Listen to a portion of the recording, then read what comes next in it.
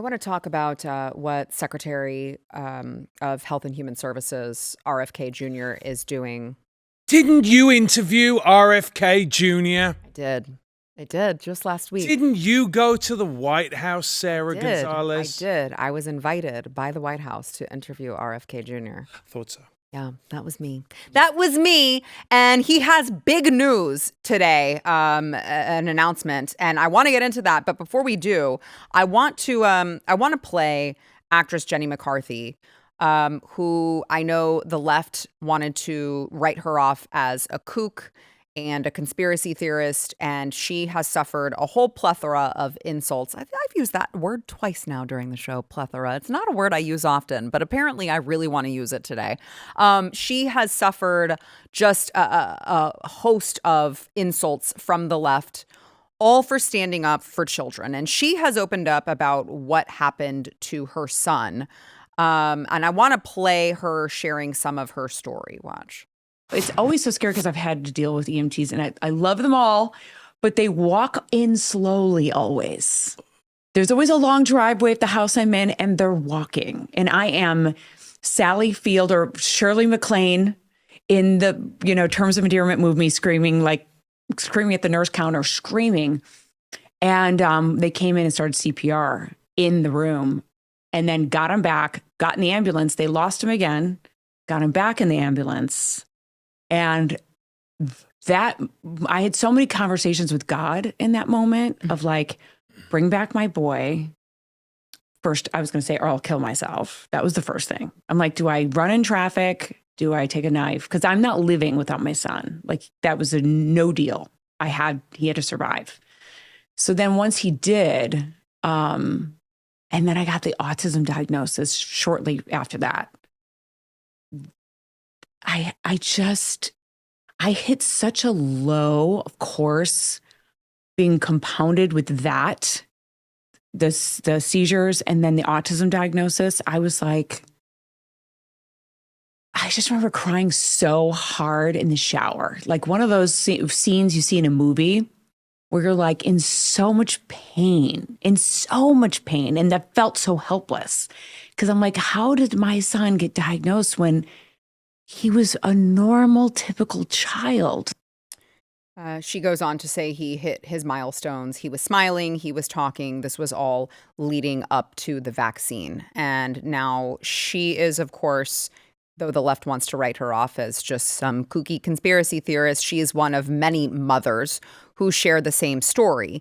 And head of HHS, Robert F. Kennedy Jr., has now ordered a full review of the long-suppressed vaccine autism link. Now, already, HHS is being shaken up, not just from the 20,000 jobs that are cut, which you have a lot of people crying very hard about it, hoping that America feels sorry for them. If you are worth your weight, reapply for the jobs that remain and you will get rehired. And so one of the people who has left just recently is Dr. Peter Marks, the FDA's top vaccine regulator and one of the architects of Operation Warp Speed. He was forced out because they said, hey, we're going to have transparency here. And if you don't just resign, we're going to fire you. So we can do it the easy way or we can do it the hard way. And so HHS is now eliminating even more jobs, including offices from the National Vaccine Program and a new agency, the Administration for a Healthy America, is taking over. Also, we have Dr. Jay Bhattacharya, which I know, Eric, you spent a long time covering his work during COVID. He has announced that the vaccine injured will have an advocate at NIH, which is quite a stark change from the status quo, which was, oh, the vaccine that we told you to take so that you could go to public school harmed you. Oh, your child is permanently disabled. Oh, your child died. So you can actually submit a claim with the National Vaccine Injury Compensation Program, but you're probably not going to get anywhere because it's going to be years before the government moves on that. We're going to make you jump through a lot of hoops that you frankly don't have time or energy for. And we're hoping that you just go away quietly into the night, because the fact of the matter is, The science around the vaccine autism link is very far from settled, which I know RFK Jr. knows. The government has just done a really good job burying the stories.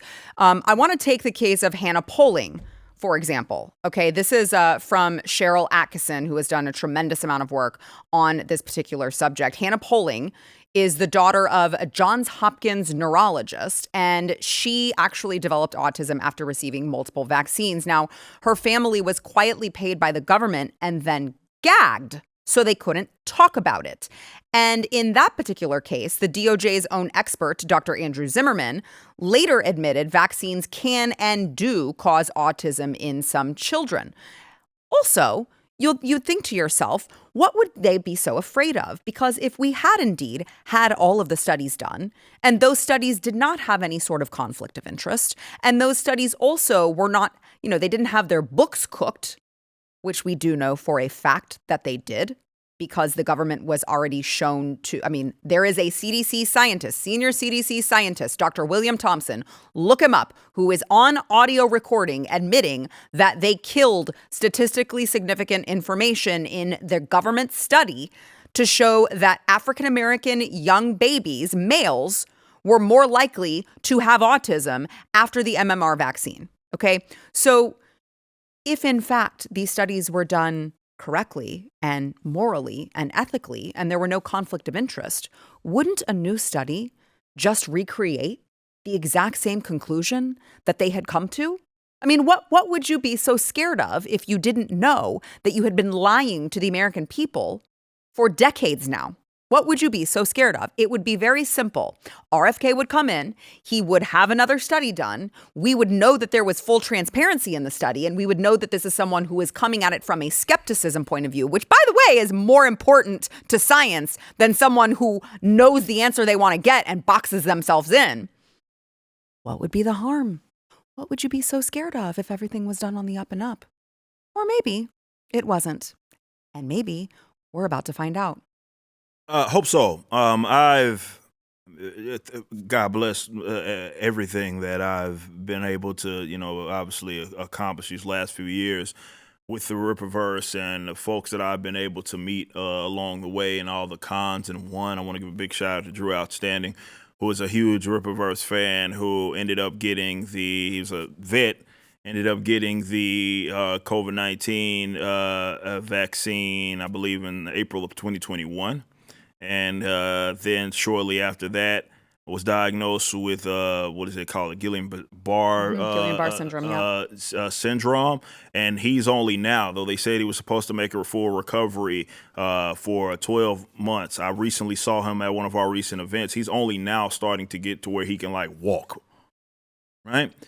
And seeing it up close, because I got to see his progression as well, getting back, getting better. But to hear something like that.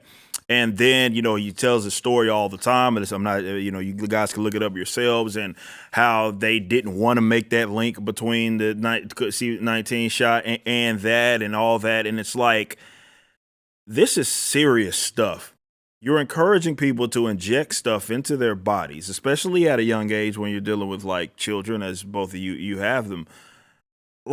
We should be testing this stuff. And the science should be as sound as it realistically could get. And nobody should be opposed to that. Mm-hmm. Again, going back to what I was talking about in the first segment, ideology aside, what you feel your end game is aside. I understand that folks do things or take positions to spite their enemies because they don't want them to be correct on certain things. And it's unfortunate that, especially with medical stuff, that we deal with that. But this should be a no-brainer for everybody. Especially with, and you guys know, even comparison to when we were children versus what all these kids are injecting themselves or what they're encouraging you to inject your kids with now is insane. Mm-hmm. The amount, and you would think that it's a no-brainer that we gotta make sure that we're on board, and we've seen the politicization of the entire medical industry. That's compromised as far as I'm concerned out of COVID-19. You talked about it all the time. That was a big subject for you. That you saw this and how just crazy it made everybody. Yeah. And now we're looking at, I know we talked about it all through on an old show. But this is a very serious subject matter, and the fact that they're so combative, especially people that are in the medical industry, shows you just how screwed it is. But my mind ends up going after, because I even kind of got red pilled on some of this subject matter, though I was right on it initially. Still, I'm looking at other things, not even just with that particular vaccine, obviously. I'm like, what else is it? Just this consensus is just so illegitimate. It's not like there's no true random control trial that actually tests this stuff. It's just, well, we all agree that this is what we are supposed to do, and a couple of guys that we trust said it, and we're just going to peddle it. And I think a large piece of that as well is if they uncover now, if they are forced to admit now, after how many decades of telling everyone this is safe and effective and your children must have it, it's mandatory for them to go to school, how much of it would be a total disaster for us to now have the United States government, the same government that told you to go get the shots that maimed people's children, to then say, actually, we were wrong this whole time. Then you would have how many parents who would have to, what happens to them, right? So it's like a Pandora's box that I think that they are like, we can't open that, because if we do open it and we do admit that we were wrong, we are forced to reconcile with how many hundreds of, I don't know how many, millions of parents who then say, okay, well, what are you going to do for me? Because my child died because you told me as the United States government that this was safe and effective and we had to have it in order to stay healthy. And my child is no longer with me because of you and your guidance. So what are you going to do for me about it? And I think that is another component of the United States government not being willing to admit it, because that is a Pandora's box that they are not willing to even, venture into. If you like this clip and you want to see the full episode, click here. And if you want to subscribe to the channel, come on, you do. Click here.